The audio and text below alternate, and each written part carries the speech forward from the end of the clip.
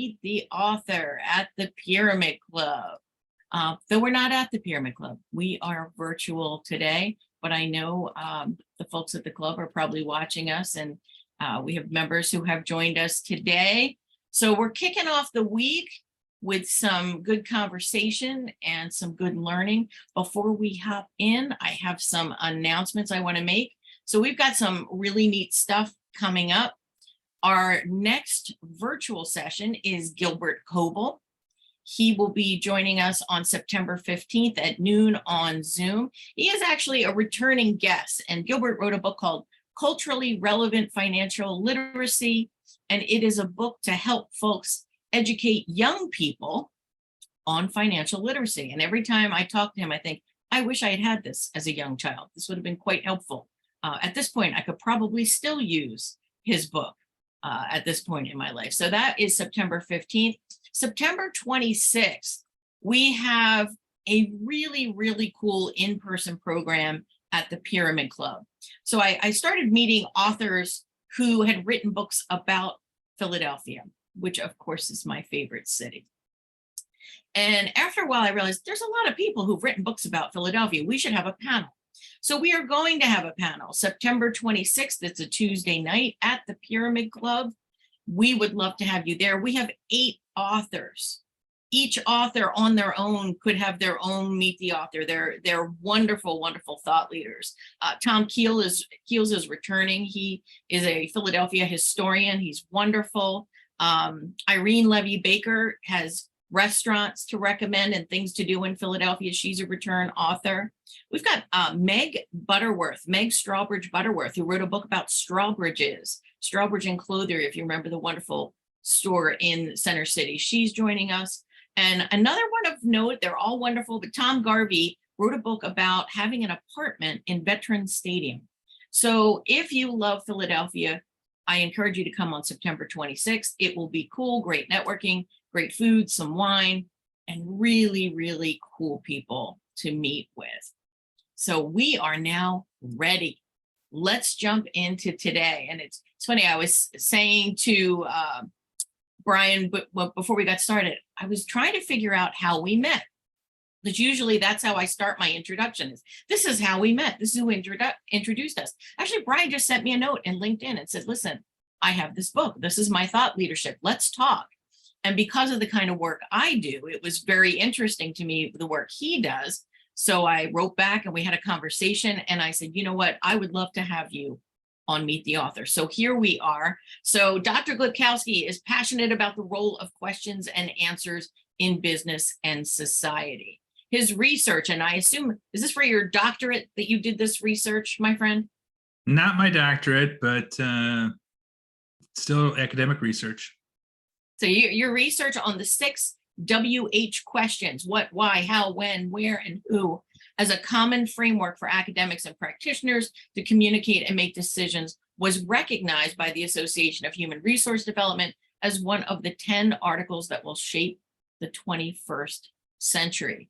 So he published his research, so they examined how top golf instructors in the world, so it all started with golf, as I learned in early in your book. So the top golf instructors in the world provide answers. The research resulted in a framework called Answer Intelligence, AQ, the ability to provide elevated answers. Dr. Glibkowski is a professor and CEO of Sempler Science, the company established to commercialize his research. And I am honored to have you here today. If you are ready, I will turn the platform over to you. Ready. Thank you for the gracious introduction, Teresa. Let me share my screen and I'll get started here. Very happy to be here today. Okay. So everyone should be able to see my screen. Let's put this in presentation mode here. Give me 1 second. There we go. All right. So I'm going to introduce myself further in a second. I'm going to start with a preamble, a little example to get us going, and then I'll unpack the agenda for today. So what I'd like you to do is imagine you're on a job interview and think about of course, you're going to ask questions, but you're also going to provide answers. That a story about how you're, why you're a leader. You're going to talk about procedures by which you lead a meeting. Different answers are going to come up, and those are going to be important to getting a job. So, in AQ terms, we can think about conversations, questions, and answers in terms of Mount Fuji. Imagine if you provide effective answers during an interview. I would assert you can get the job. Mount Fuji is interesting because it's 12,000 feet, formidable, yes, but any able-bodied person can climb Mount Fuji. In a similar way, any person can get a job. So that's one standard of influence you can have in the world around you. Then we move up a notch to Denali. That is the highest point of elevation in North America. Now imagine that job interview, and your answers are so compelling that you are the number one job candidate, right? Congratulations, that's pretty impressive. The quality of your answers are so influential, you're the number one candidate for the job. That's great, but yet we can go higher, of course, to Everest. Everest, peaks at 29,000 feet. In this case, your answers are so compelling that they invent a job for you. Okay. So what I'm laying out here is a sequence of answers you can provide in the world around you, in this case for interviews, with different degrees of influence, moving all the way up to Everest, where you have the highest degree of influence. So the example here, we're talking about interviews, but you can change the context, and there are still different degrees of elevation, different degrees of influence you can have for whatever your topic is. So if you are an emerging leader, are you going to have Everest level answers or Fuji level answers? If you're in sales, the effectiveness of your answers are going to determine if you close the deal or not. So on and so forth. Virtually any topic involves questions and answers, and you can be more influential in the answers you provide. Okay, so that's the setup. What I'm here to talk about is my research into answers, my research into questions. And what I would assert is the primary function of an answer is to influence. Going back to that interview story, as a candidate, you can ask great questions on the interview, right? Why does your company exist? What is my role? How are meetings run? Questions are wonderful, but I would assert that the primary reason you're going to get the job or not is your ability to provide answers. Your candidacy is around leadership. Again, can you provide a leadership story where you're the protagonist? Can you simply define what leadership is as a concept? Leadership is a vacuous term. If you define leadership, minimally it shows thoughtfulness, potentially gravitas. Can you explain a procedure or a key action by which you run a meeting? Individually and collectively, the answers you provide determine if you get the job or not. They determine if you get influence. So that's the essential premise of my book. And so here it is stated in very succinct terms. I like questions. I've done research on questions. I like answers. Questions and answers have different functions. The primary function of a question is curiosity. We ask about things we do not know. Okay? Answers fill that gap, and they provide influence in the world around us. So I'm very pleased to be with you today. And in terms of protocol, I'm going to go through a discussion. I'm going to introduce myself, introduce this work, give you an example. We'll have Q&A, extended Q&A at the end. But at any point, if you have any questions, please put them in the chat. And Teresa and Darby, I think, can bring those to my attention. So I'd encourage you to ask questions at any point. So again, my name is Brian Glibkowski. My background's in and out of academia. I did research on questions, and then I did research on answers. I'll talk about where this research came from subsequently, but it resulted in an academic article, a book you see in front of you, and I have a framework, software and tools where I work with partners in 17 countries around the world that use answer intelligence to increase influence in various topics, leadership, sales, etc. So we're going to get into the book subsequently. So, let's start here and take a pause for a second. I'm going to go through the framework subsequently, but here's a sort of a thought experiment for you. Think of questions and answers. We know a lot about questions. First of all, there's typologies of questions. The 6 WH questions listed here, open and close questions. Since we're all interested in books here, if you Google or take a look at books on Amazon, those with the word business books with the word question in the title outnumber books with answer in the title 3-1.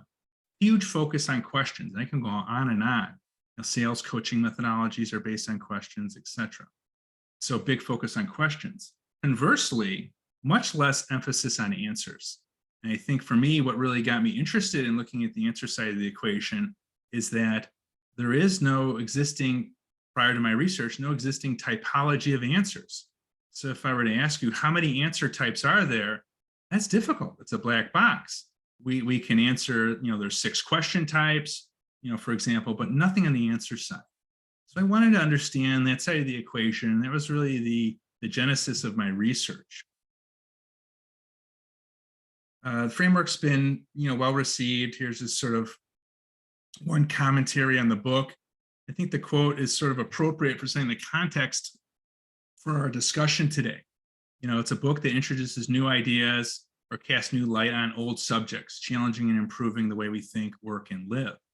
So all of us have been using questions and answers, but this is a critical examination of answers as well as questions, and hopefully to reframe what it means to communicate effectively.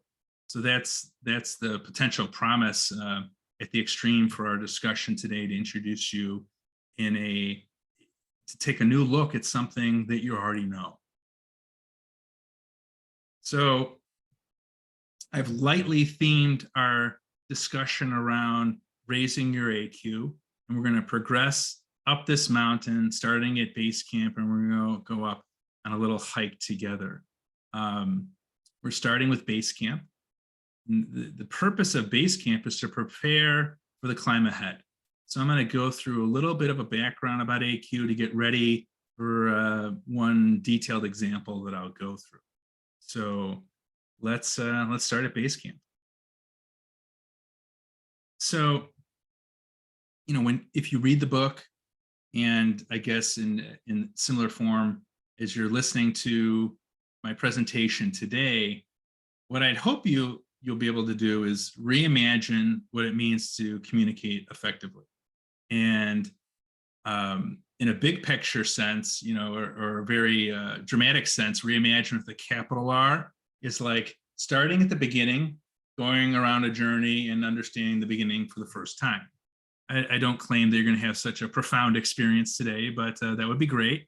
I guess I'm talking about reimagining with a lowercase r. Let's reimagine questions and answers in a way that maybe helps us understand the world differently. Just a little bit of a tick around that circle is the ambition today. So I'm going to tell you an example. When I first started reimagining effective communication, it was basically after I had started, doing the research on AQ, and the framework, which I'm going to, unveil in a second, was unfolding. And I was experimenting with AQ in the world. So here's sort of an example of something I tried. I had a meeting with the CEO of a company, okay? And the CEO was a client of mine.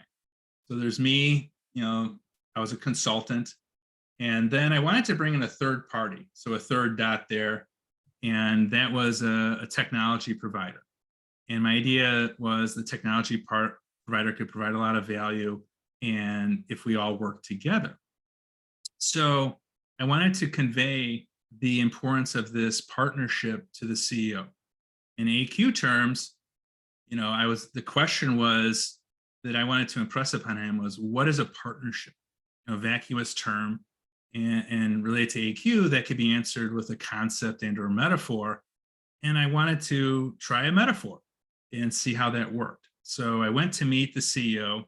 Beforehand, I Googled on the internet metaphors for partnerships, and I think this idea of a three-legged stool came up, and I said, okay, this is great. I'm gonna go with it. So I told the CEO, basically the three of us need to work together. It's like a three-legged stool. If you take away one of the legs, the stool is going to fall down. And that's basically what I said. I bit my lip a little bit because I was apprehensive, like, is this going to work? In terms of me conveying what this partnership was. And sure enough, it did work. And I could tell it worked because in the next meeting, unprompted, the CEO brought up that metaphor, the three-legged stool. So I made an impression with that answer. So this was sort of initial confirmatory evidence that there may be something with this framework. And, then I, starting to push and explore other aspects of the framework that you see here with this CEO.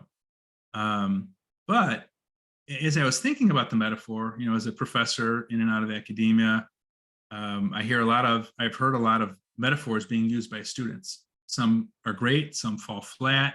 And I was trying to reflect on my experience as the CEO, and try to understand why my metaphor was effective. And the conclusion I came to is that my metaphor was effective because all the other answers I provided to the CEO were effective. And essentially what I'm getting at is I explained to the CEO what a partnership is. I gave a metaphor, also explained that concept and gave a definition of partnership.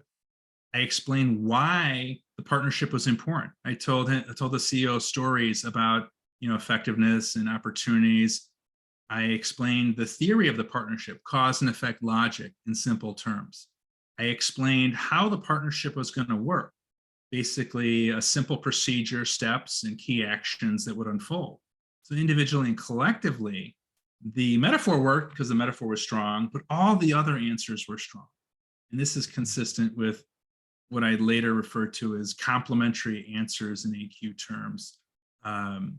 So this is introduction to AQ and the idea that this could be a framework that could be important to help navigate important conversations. Okay, last part of base camp here is, the origin story, I guess, or where did AQ come from? It came from the golf course. I interviewed the top golf instructors in the world as rated by Golf Digest and Golf Magazine. And this is where the initial research was done. I'm sure you're asking right now, why golf instructors? Basically two reasons why golf instructors. One, they're experts. And anytime you study experts, you can learn something from them. Okay, so we interviewed the top golf instructors in the world rated by Golf Digest, Golf Magazine. These individuals were in the upper half of the 99th percentile of their profession. So it's always good to study experts. Second, this sample was particularly attractive because these top golf instructors taught a wide range of students. They taught touring pros you see on TV to a young child, a business executive, and everyone in between. So in research speak, there was no restriction of range. And if we could discern some, evidence and results about how they conducted communication, then it had a chance of generalizing to many contexts where there are no restrictions of range. So, for example, you're probably communicating with someone that has more knowledge than you or less knowledge than you, more motivated, less motivated. And these are the kind of asymmetries that these golf instructors navigated with effective conversations. So that's sort of the origin story of answer intelligence.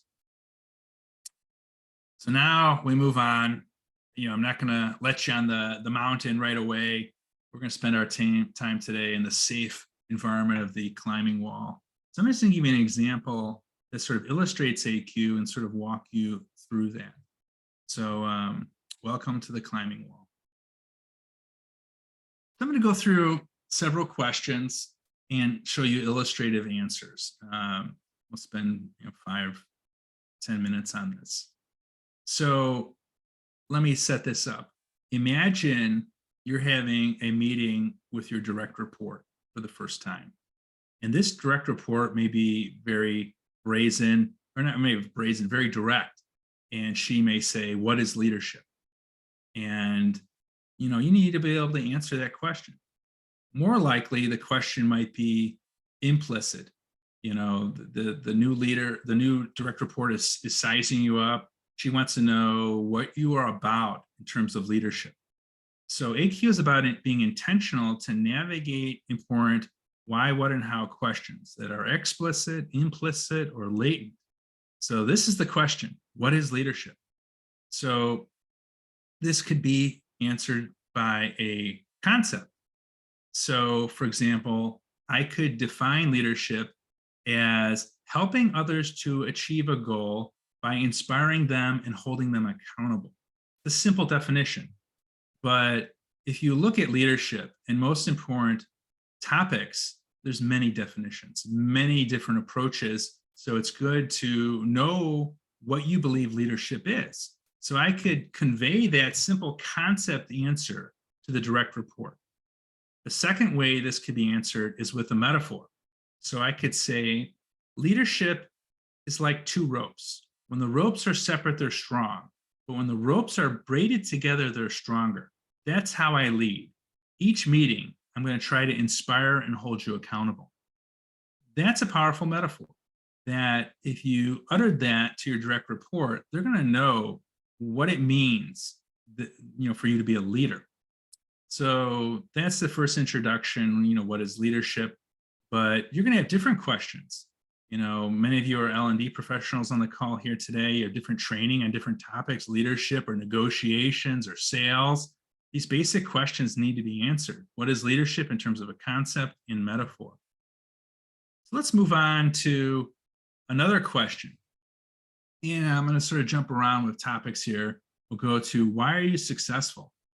So to give you some context for this question, this is a question that I asked to a high-ranking Navy SEAL. I had the good fortune to interview this Navy SEAL at his home on the East Coast. And I was curious and I had a basic question: why are you successful? And then he proceeded to tell me the following story. And basically went something like this. Locals had been beheaded in the Philippines. So the Navy SEALs were brought in to essentially capture or kill the bad guys. And the Navy SEALs, went to the location in question. It was a particular village, perhaps similar to the picture we have here. And in the circle there was where the village elder resided. So the Navy SEALs, got in their Hummer and they approached the hut of the village elder. They arrived in their heavily armored Hummer. Our Navy SEAL got out of the Hummer and he then proceeded to take off his body armor. Okay. And then he proceeded to go into the hut and he sat directly next to the village elder. The meeting went well, and several short weeks later, the village elder gave over the names of the bad guys. Okay, so that's a story, and don't need to go into the specifics of it, but there's a setting, there's characters, and other elements of a story. So that story has a theme. I'm going to talk about that theme in terms of theory, which is sort of the cold and stripped down, version of a story is, cause and effect logic of a theme. So let me move over to a theory. And so why are you successful could be answered in terms of a theory.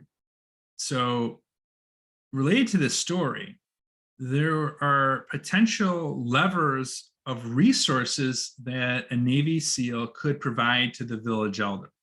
And depending on which resource was provided, it may be more or less effective. So the theory we're talking about here is that if you provide resources, you get valuable outcomes. Okay, and it's sort of related to the moral of the story that I'm going to unpack in a second.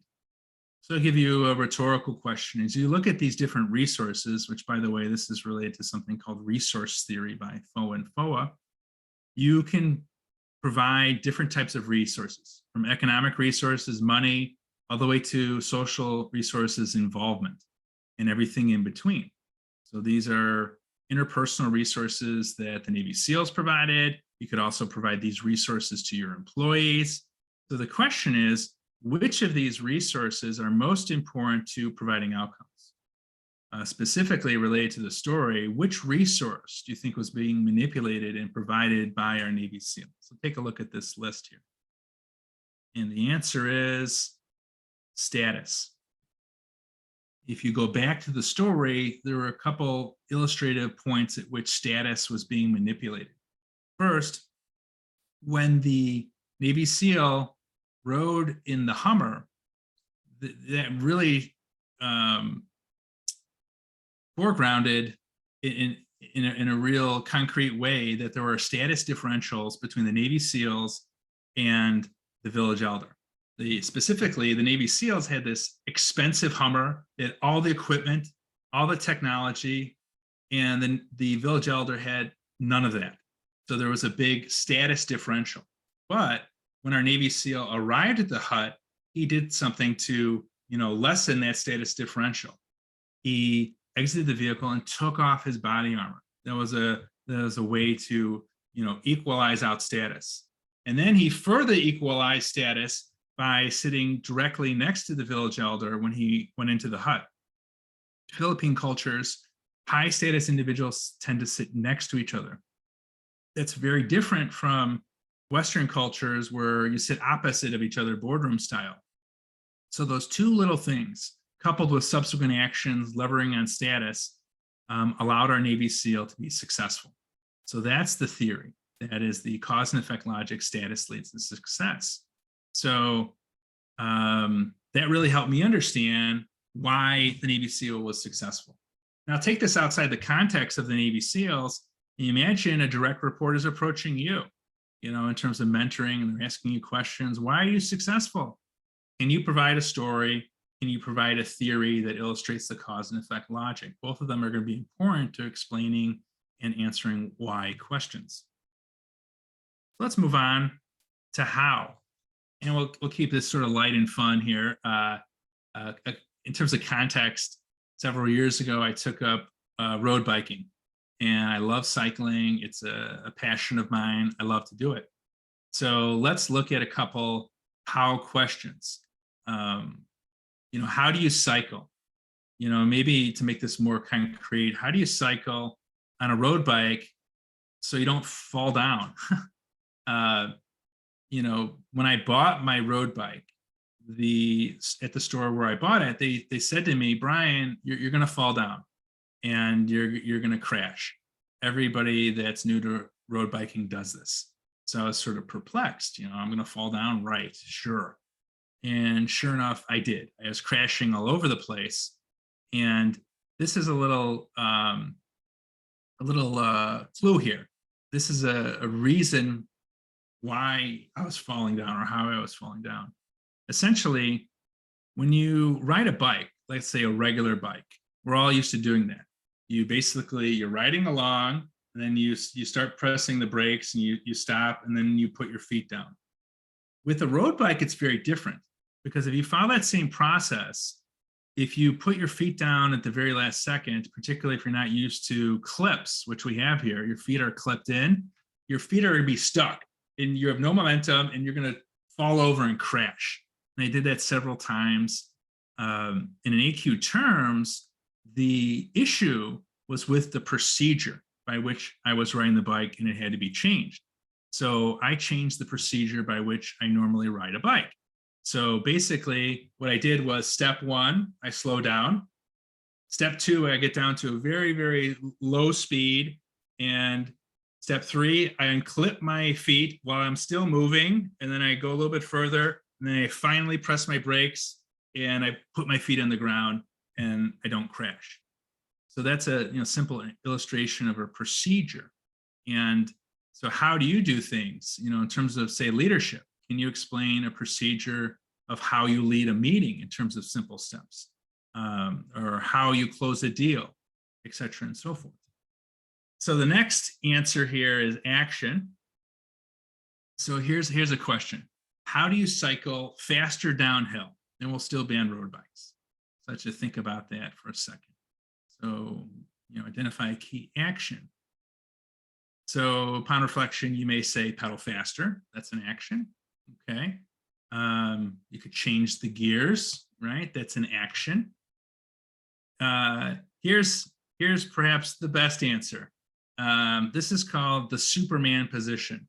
And you can Google this and you'll see videos of the Superman position. It's more aerodynamic. You can see videos of people assuming the Superman position. They go faster down the hill compared to people that are, pedaling. So this is an action that you can take. Notice I said, how do you cycle faster downhill? I didn't say safer. This is extremely dangerous and it's outlawed in a lot of races, I think, at cycling federations. In summary, before I move on, I just want to make this clear, the distinction between procedures and actions. So one way to think about this is similar to baking a cake. When we talk about baking a cake, we can refer to the recipe, which is the steps, right? Maybe 10 steps to bake a cake. Any given step, like cracking an egg, refers to the actions. So essentially, procedures and actions are related but distinct. Procedures organize and sequence actions at a higher level. A good rule of thumb, if you're thinking about influencing the world and doing things, can you think of a 3-step procedure for whatever you're doing? And then can you identify key actions, and those have different attributes like being best practice and unique. So this is a little overview in AQ, and we just went through an example of 6 answers related to the different questions. Hopefully you get a sense that these questions and answers in this framework can relate to any topic: leadership, golf, sales, negotiations, diversity, equity, inclusion, etc. Next, I'm going to briefly talk about the high AQ practices, and then we'll open it up for discussions. So in the book, and based on my research, we identified essentially 6 high AQ practices or principles that relate to the golf instructors and their ability to influence the world around them. So I'm going to show you one of these high AQ practices. So the first one is high AQ practice 2, which is answer twice. So you'll look at the answers: theory, concept, and procedure. Those are related, metaphorically to the left hemisphere. These are very objective, systematic, sequential, logical. Theory, concept, and procedure, I think, apply to those types of answers. Then the right hemisphere of the brain, metaphorically, it relates to answers that are the opposite of the left-sided answers. So story, metaphor, and action are subjective. They're gestalt. They're intuitive. And they're really a different way to answer the why question. So what I'm getting at here with answering twice is you look across the circle, there are 2 ways to provide those answers. Answering twice basically relates to answering as a concept and a metaphor in order to increase your influence, because you're looking at both this objective and subjective side of the brain. So you could ask and answer any question. I think I'll just double down on what I talked about before, since I don't have to unpack, another answer. But if this was what is leadership, I could explain that definition of leadership, right? Inspiring others and holding them accountable to achieve a goal. And then here, and by the way, that relates to 2 ropes. When they're separate, they're strong. When they're braided together, they're stronger. That's how I'm going to lead. I'm going to inspire and hold you accountable. So here we're getting at providing both answers in the same utterance. It gets into some of the performance art, but for very important why, what, and how questions, you oftentimes want to answer twice. Do you always answer twice? No, because that will become more like a monologue, and that might turn some people off. But answer twice for important questions for emphasis. So going back to that initial interview, imagine if you just get a sense that the job candidate, probably the interviewer, was asking you, what is leadership? Maybe you're a junior person with limited experience, and then you can convey that concept and metaphor answer to show that you have command and gravitas. So you might want to answer twice for something like that. So this is one of the high IQ practices. These are techniques that can be taught anyone. So these are skills you can learn, and you can replicate what the top golf instructors have done, and has since been generalized to other professionals around the world. So we're moving on to the Q&A portion here. The climb ahead. This is just an introduction to AQ. So I think we're going to open it up for questions, but I'm also just going to have this slide up here and during our discussion, but there's other resources you can use, of course, the book that's already been mentioned, and you can find all these resources at raiseyouraq.com. You know, if you're interested in using AQ, your organization or the professional service firm, there's certifications in AQ available. Find more information on the website. You can also go to LinkedIn, Brian Glibkowski. I'm the only Brian Glibkowski in the world, so you can find me. And we have also a new software platform I'm particularly proud of that integrates artificial intelligence. So that's a whole nother topic for discussion about using AI and how that relates to AQ. So that being said, let's open up for questions and we'll go from there. So turn it over to you, Teresa, to sort of moderate this. Thank you so much for the nice overview of your research and your book. If you want, I don't know, well, you did want to keep this. I was gonna say you could pull that down so we could just. I could pull it down. It's up to you. Should I pull it down? Yeah, I think you could. Here. You could, and that way it'll make it more conversational. So out on your website, there are an assessment that you can take. And what I love is that you have it from different perspectives, because it's going to be more meaningful based on where you're coming from. Could you tell us a little bit about the assessment, and also what do we get at the end of that assessment? How does that benefit us? Yeah, so on the website, there's an assessment. It's called Explore AQ. It's a free assessment. It takes approximately 4 minutes to take. It's organized around different topics. And it's basically testing question and answer mapping and recognition. So when you take the test, you'll get a PDF report, 10-page report. It's all free. And this is great to sort of create awareness around AQ as a topic. So everyone that's on the call today has got an introduction to AQ. You're starting to become aware of answers, but many people are not. And sort of give you an example of question and answer mapping and the need for it. Let me give you a simple example. Let's imagine you're going to the convenience store, say CVS or Walgreens, and you have a simple question for the clerk. How do I find the Mars candy bar?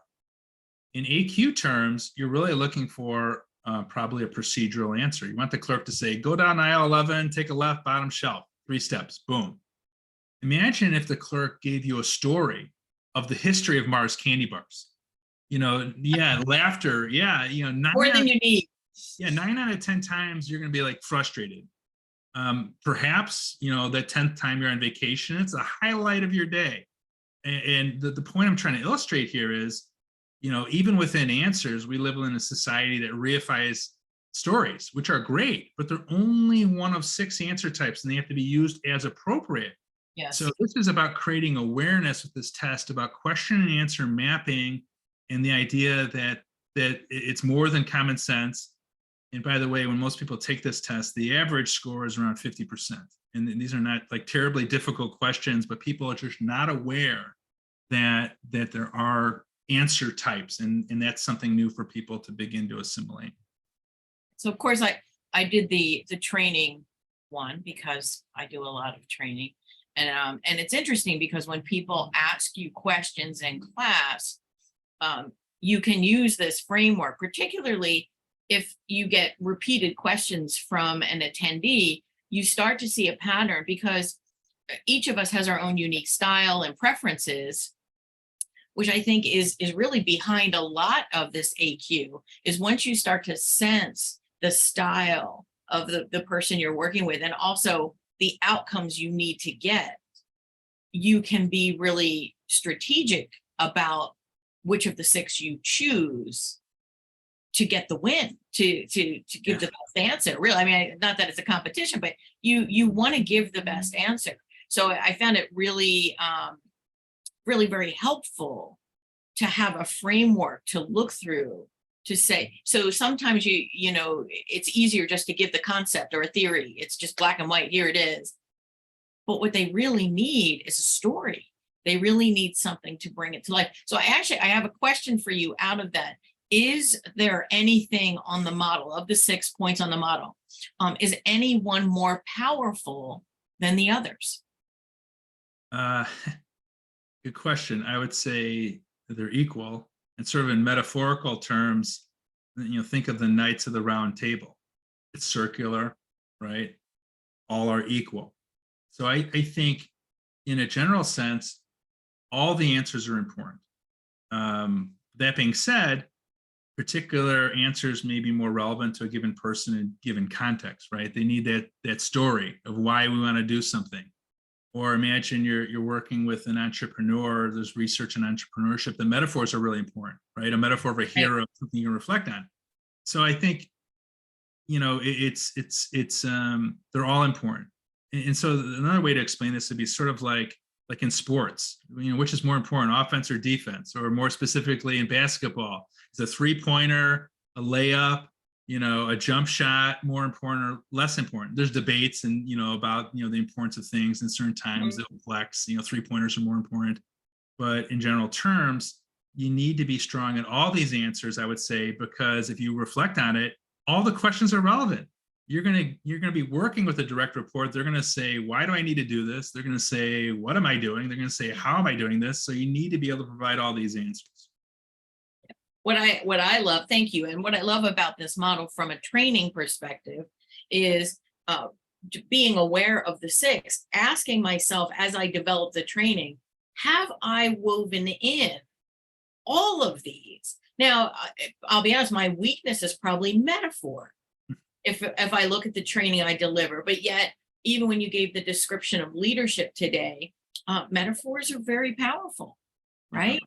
So it's nice to one, take the assessment, kind of take a deeper dive on the 6, but also see I'm not really using this one, and I'm probably missing out because of it.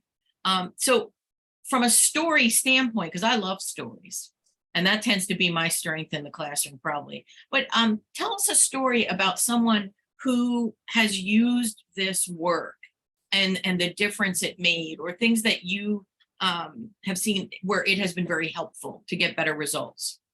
Yeah.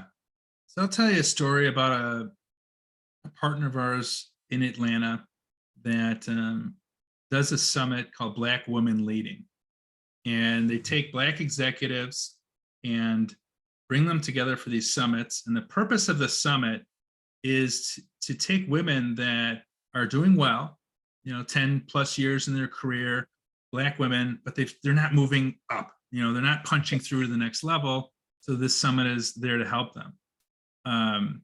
So these women get together and they used AQ to help them improve their leadership. So what did they do in a nutshell? There's exercises and tools we have, but they work through basic questions. What is leadership? Why do you lead? How do you lead? When you provide these answers for yourself, that's self-awareness. You provide these answers for others, that's influence. So they went through this exercise, training and coaching sessions, and it had, you know, several benefits. First, they connected experiences to answers. That may sound like gobbledygook, but think about it. These women had all these experience, but they weren't moving up. They were frustrated. Experiences do not influence, answers do. So you have 5 years experience in this industry or doing this project. Can you convey those in terms of stories and metaphors and procedures and actions? Now you're ready to influence. Second benefit, which is related to the first, their confidence went up, in part because they connected experiences to answers. So now that's confidence building. But second, they learned the high IQ practices and they had a true skill around communication. So they were ready for conversations as a true skill. Third, penultimate benefit was that their influence increased. So they reported that they closed deals. They had, more respect in meetings. The meetings went faster and better, et cetera, and so forth. They had perceptions of, they had gravitas. So what I just provided to you there was a story. Why is answer intelligence important? Went through that story. And then I explained it also, and then be explicit in terms of theory. The theory answers create influence. Yes. That's what I was talking about in the beginning. So that's an example of a high quality story. And if I could just sort of go in a slightly different direction to give your audience a little insight into stories and metaphors. Of course, not everyone can master all the answers on the fly, and I'm not going to try to transform that story into other answers right now, but to give you an idea for like your next training. So you have a story, can you transform it into all the other answers effectively? So for example, if I told you the story of Romeo and Juliet, we know what that is, right? Can you translate it into a metaphor, star-crossed lovers? That's the kind of command you want when you're doing a training. And that's what you can do in preparation. When you deliver those kind of answers, it makes all the difference in the world in terms of the effectiveness that you can make. And really at the crux of this book is influence. It really is at the crux, because why do you want to have this? Why do you want to understand this? Why do you want to use this? Because ultimately you want to get better results, and how do you get them? Through influence. And it comes through that story that we hear all the time. We are all in sales, whether we're in sales or not. I do a lot of work with biostatisticians, pharmacologists, highly scientific and technical and frankly brilliant people. One of the things that many of them struggle with is influence. And it's a shame, because they are so smart and they have something that they need to get others to embrace. I think that in going through the book and the assessment, this is another tool for their toolkit, and they'll love it because they're very left-brained and they like the model. And so, but this is really helpful for folks that are not natural influencers, but need to understand what are the components of influence and how can I get better. Really, really, really good stuff. You towards the end of the book, there are some chapters on standard model of communication, conversation model of communication. Could you share what is the difference between standard and conversation model? Yeah. So, also put this in context. The book has, general overview of AQ, goes through the practices in section 2, and section 3 is co-authored chapters in different topics like sales, training, interviews, etc. Then at the end, sort of bring it all together that even though this is called answer intelligence, it's really a framework of questions and answers. So it's sort of putting it in full focus that it's about getting better at questions and answers. So I look at, I think, conventional models of communication, starting with the sender and receiver model by Shannon and Weaver, inputs and outputs, sort of a starting point. Sort of expanding upon that, in very basic terms, communication is a process of transferring information. And we do that as humans through questions and answers. This is a way to sort of codify that process in a way that anyone can use. And that's where we're getting at this sort of standard, this conversational model of communication. So for those of you interested in questions, what this means is that AQ has a lot of implications for how you communicate. So we focus a lot on the answers here, but you can see the questions, right? Every question is an answer. But think about this. If you're really focused on questions, if you ask a question, AQ provides operational criterion by which you can judge whether the answer is appropriate or not. So if you ask someone, why do you want to be a leader? You're looking for a story or theory in AQ terms. If they give you a procedure, the steps of how we're going to lead, that's a great answer, but it doesn't necessarily relate to the question being asked. So that's what we're getting at the end of the book there, is that this is a way to navigate conversations in a real full sense. Yeah, good stuff. So if there's a lot in this book and there's a lot of great content, if readers were to take only one thing from the book, what would be the silver bullet message that you want them to take? I'll give you 2 practical things. One is, like you were talking about for your next training, your next important conversation, or your important role. You're a leader. I want you to take out a piece of paper, look at the framework, and take the why, what, and how questions and write down answers for each of these. And that's a great way to get started. Very simple. Can you identify answers for each of these points of the wheel? That's number one. Number two is just try AQ out. So I'll give you sort of the example here related to interviews. Focus on interviews in the beginning. If we can all reflect back to if you're a junior person, first getting in the job market and doing like 10 interviews in a row, right? Interview season, you don't really do that as you progress in your career. If you reflect back to that time, perhaps it was recent or maybe in the distant past, when you had 10 interviews in a row, you used AQ, you didn't realize it. You would start with a story in your first interview, right? Why should we hire you? And you try your story and it doesn't quite work. Then the next interview, you try it again, doesn't work. Maybe the third interview, you got the right story, it sort of worked. And eventually fourth interview, you nail the story and you use it for the fifth interview, sixth interview, and you get the job. So the point there is you were intentionally trying to improve your story. What I would challenge people to do is intentionally try to improve each of the answer types. Maybe start with one. So Teresa, you mentioned metaphor. In your next training, use a metaphor. Try it. And you're going to be surprised, just like an interview, when your stories connect, you're going to be surprised that each of these answers, allows you to be more effective. So the goal is be intentional, and you'll increase your influence in the world around you. So those are two simple things you can do starting today. So what you're saying is we actually have to practice and use this stuff to get better. Imagine that, right? Well, it's just like getting physically fit, right? I had somebody ask me the other day, how do you get funny? And it's a muscle. It's a muscle. And when you first start out, if you have not been funny for long, you're probably not very funny in the beginning, but then you hone that muscle. It's the same thing with this. So if I want to get better at metaphor, one, I have to be mindful that I'm trying to get better at metaphor, then practice, weave it in, and then it will get better.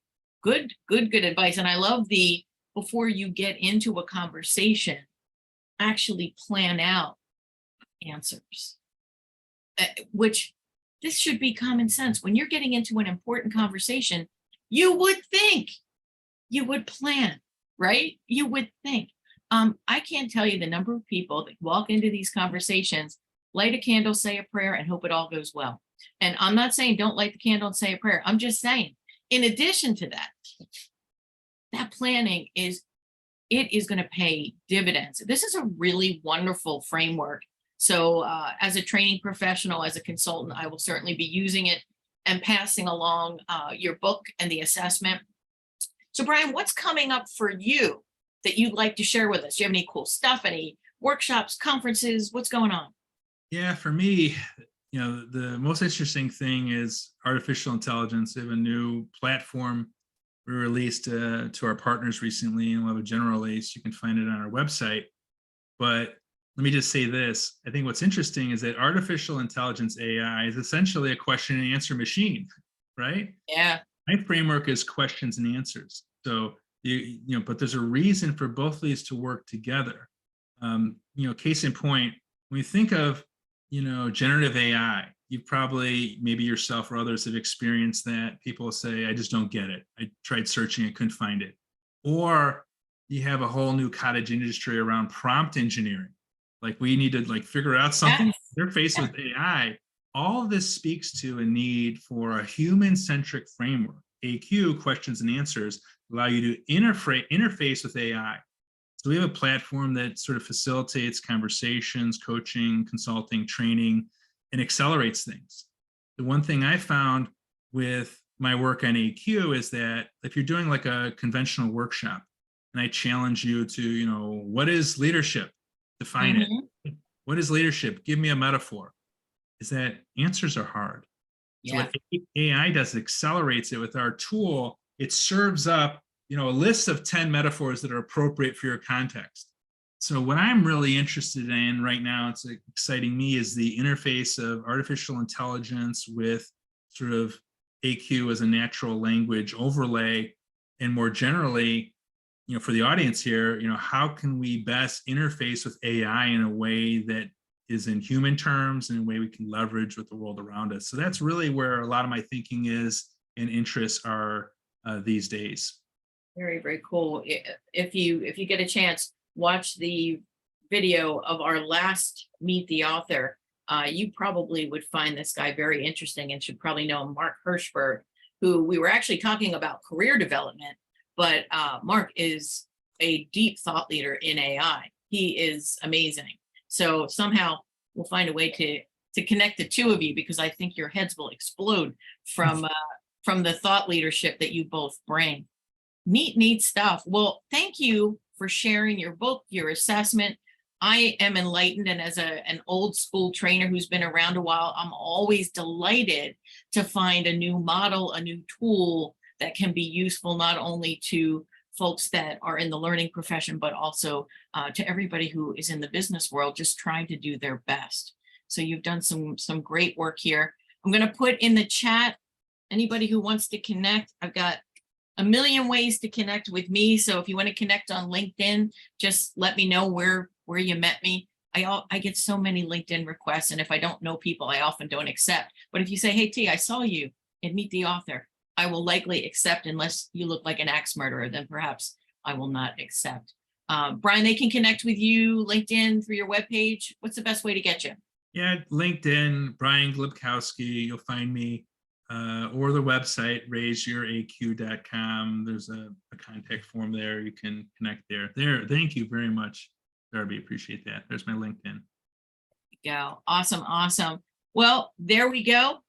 We're wrapping up another exciting edition of Meet the Author. Brian, as a graduate of Meet the Author, as a participant, you are welcome to come to any future programs. And if you are in the Philadelphia area and happen to be there on a day, you are welcome to come for free, complimentary admission to all future programs.